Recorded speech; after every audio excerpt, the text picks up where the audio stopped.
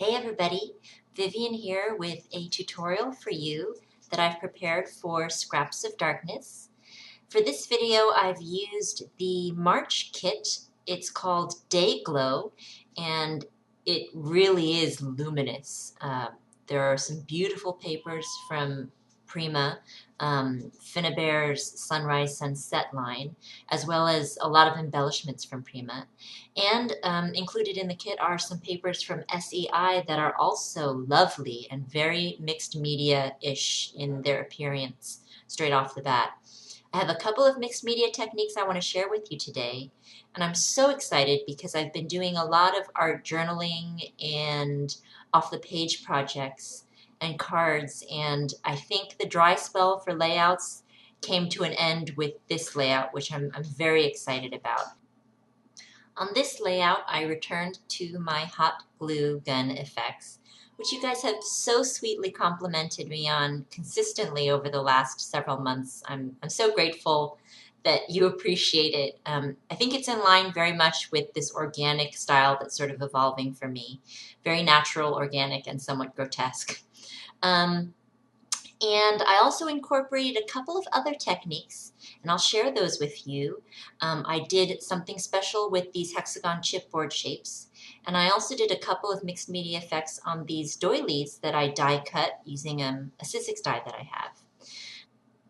I'm not sure if you guys are aware, but I know Earth Day is quickly approaching, and I think it's a great day because it's an opportunity to sort of take stock and see what we're doing to preserve the earth for our children and our children's children.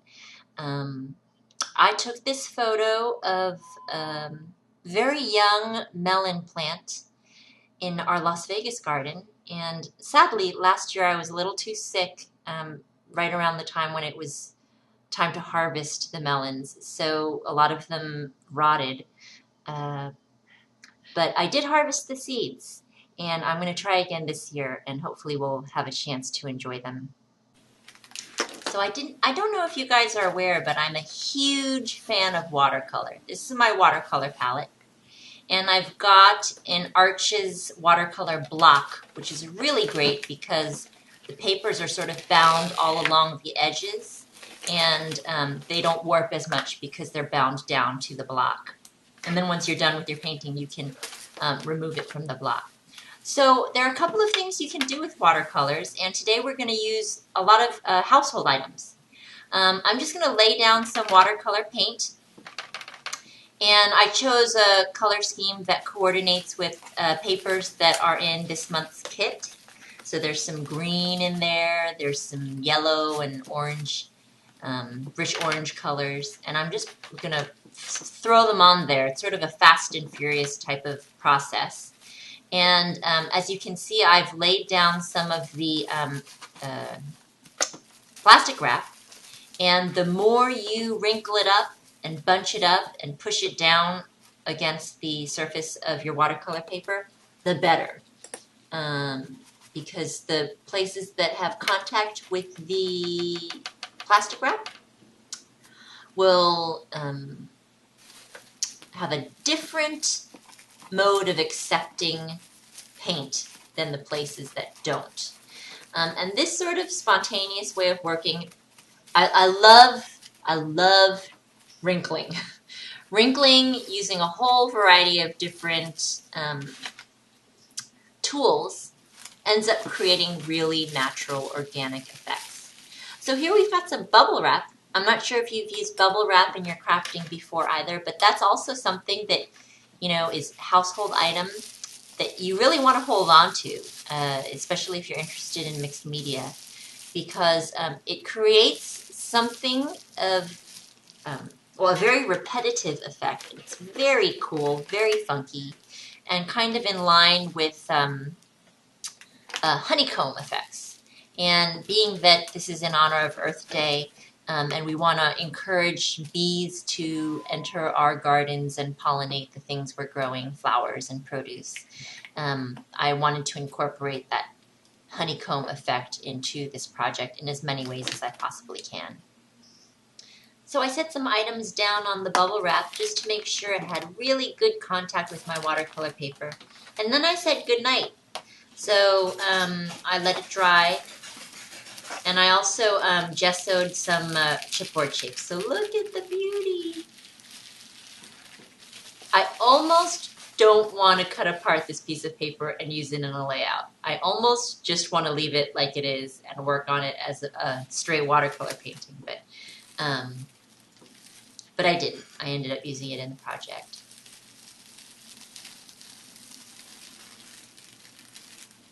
So I am just in love with the results of plastic wrap, bubble wrap, in conjunction with watercolor. The effect is more pronounced with the more intense hue. So you see it more clearly with the intense green and the red-orange colors. So you see, here's where the paper lifts off. You can stick a little knife underneath or something very thin and hard and draw it all the way around to lift off the piece of paper. This is very expensive watercolor paper. You don't have to use this watercolor paper, but this is what I had on hand. So I'm going in with the Tattered Angels chalkboard mists that came in the kit this month. And I'm actually spraying it onto this plastic wrap and then scrunching it up on top of my surface. And this is going to add just another level of texture to our project. It's going to be very subtle because this is a light color on top of a dark color.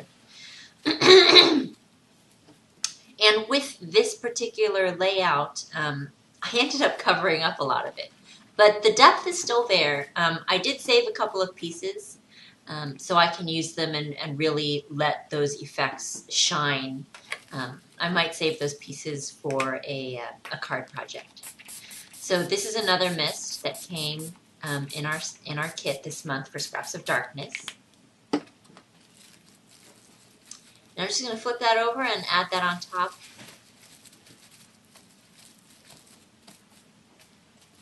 And let me show you very quickly what those effects look like once everything's dry and we pull all of the plastic wrap off. So here you can see where the pigment concentrated, where it made contact between paper and plastic wrap. Here's the beautiful, vibrant bubble wrap. And here you can see that subtle light yellow on top of the green. And here you can see the subtle orange Tattered Angels on top of the green. So are you guys familiar with glass bead gel medium? It's really cool stuff. See that? Very, very cool. Tiny little beads suspended in this medium, which is transparent when dry. It kind of reminds me of cornmeal. So I'm going to mix it together with some Lumiere paints from Tattered. This one is Sunset Gold. And we actually got a couple of jars of Lumiere paints in a previous kit from Scraps of Darkness. I have a whole assortment of paints from those guys. And mixing it together into a nice golden paint. So a lot of this project was inspired by pollination and bees and the gooey honey that they can produce. My in-laws, my father-in-law is actually a beekeeper, apparently. I'd like to learn more from him. I'm a little bit nervous, though, about the doggies getting stung, so I'm thinking maybe of trying to attract just mason bees, harmless little mason bees into our yard by planting a lot of beneficials and plants from which they can get a lot of good pollen. So I had gessoed these chipboard pieces from Jenny Bolin and set those aside to dry. Now I'm just layering that on. It's kind of like gooey peanut butter consistency. And I'm kind of being random about it, and it's okay to leave some white spaces and have a variety in the way that it's applied. I don't really want a completely uniform surface. The ridges are going to react differently with media that we apply later. So this is really yummy stuff. I didn't want to waste any of it, so I took all the excess and just rubbed it onto some of the paper that I had left after I die cut my shapes. This could make a great element in another project. I could see it becoming the cover of a mini album, or I could die cut some more shapes from that. I am actually going to use a little portion of that piece of paper later in the project. So we let that dry. I used a Thinlit Doily die from Sizzix to cut 3 doily shapes from the beautiful watercolor paper that we altered. And so here you get a little bit of the bubble wrap impressions, and here you get some luminous yellow, green, and orange impressions from the plastic wrap, and a little bit more of that. So we're going to distress the edges of these beautiful doily shapes with this Prima fluid chalk ink in Fall Leaf. These are from Ingvild Bohm. And I gotta say, this is the great thing about these kits. They introduce you to so many wonderful new tools to add to your crafting toolkit. The way this chalk ink went on was really luxurious. And I can tell it's a very high quality ink. And now I'm going to have to start adding to my collection of Ingvild Bohm chalk inks because they're really awesome. So distressing these beautiful detailed edges of our doily shapes helps them pop off the page a little bit more. I ended up using 2 out of the 3.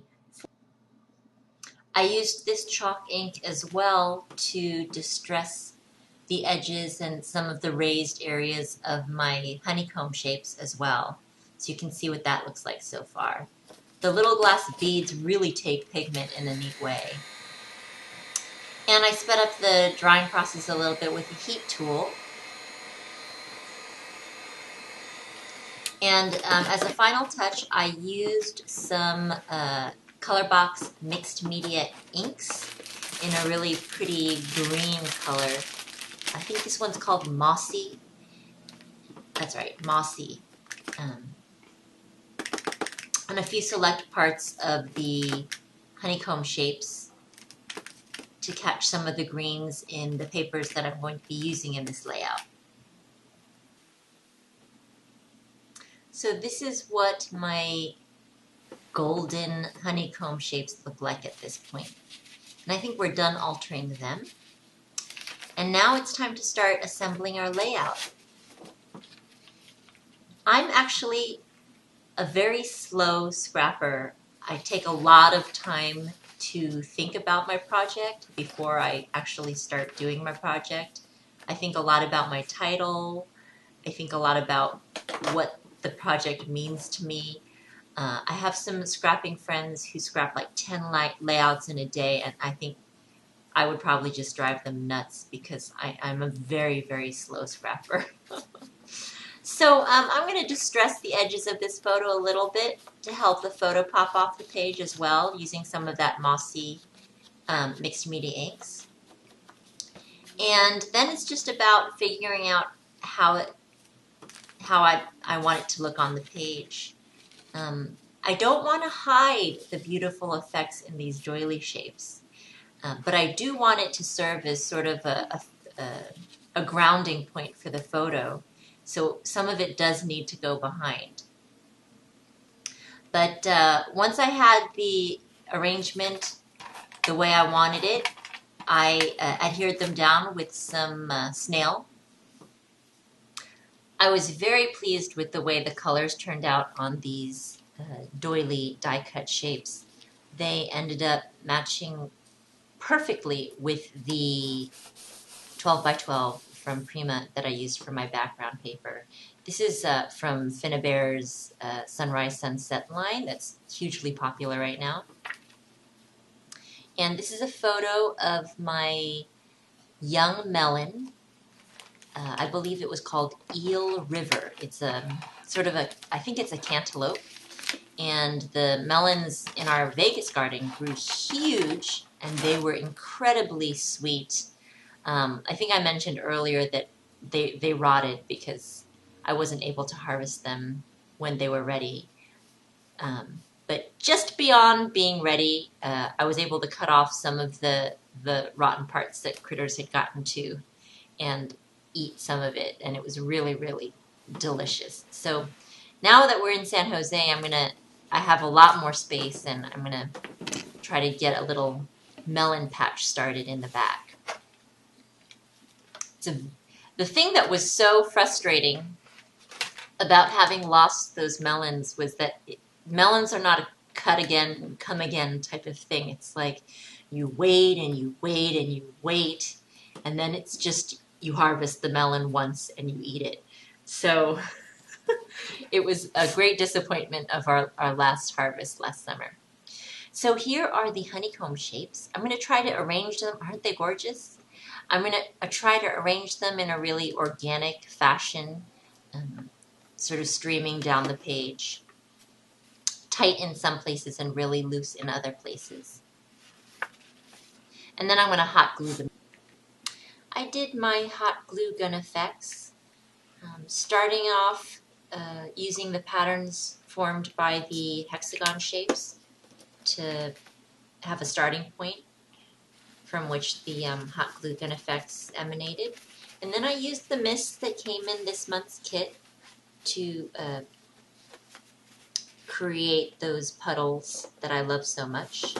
And I also added in some Cinnamon Toast Art Anthology, which came in last month's kit. And I really love this color.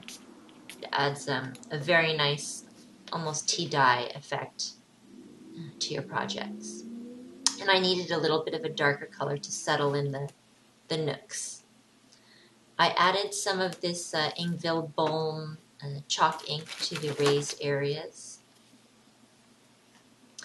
And I actually found later when so this, the colors draw attention to the hot glue in a really neat way. I actually found later that when I was adhering my metal embellishments from the Sunrise Sunset collection, I used a gel medium to do that. Going over the hot glue gun areas with that medium as well, and allowing that to dry, and then applying a little bit more of the mixed media inks as well as the chalk ink. That medium really helped create a nice surface upon which to add the ink. So I ended up adding the black mixed media inks as well as the mossy mixed media ink. I also used some of the techniques I shared in my last video for Scraps of Darkness, the mixed media card with the bird on the front with all the collage. I employed some of those techniques in this layout as well, and I was really happy with the results. I'm finding that the art journal is a really great way to flesh out ideas and techniques. And I've been doing that quite a bit, and some of my work in the art journal ended up in this layout as well. Well, I so enjoyed making this layout, and I'm so thankful that you came along for the ride. I hope you enjoyed this video, and if you're looking for more video tutorials, I have plenty on my channel on YouTube. That's Contadina K. And you can also visit me on my blog. I'd love for you to subscribe in both places. That's www.contadinak.com. Thanks again, and see you guys next time. Bye.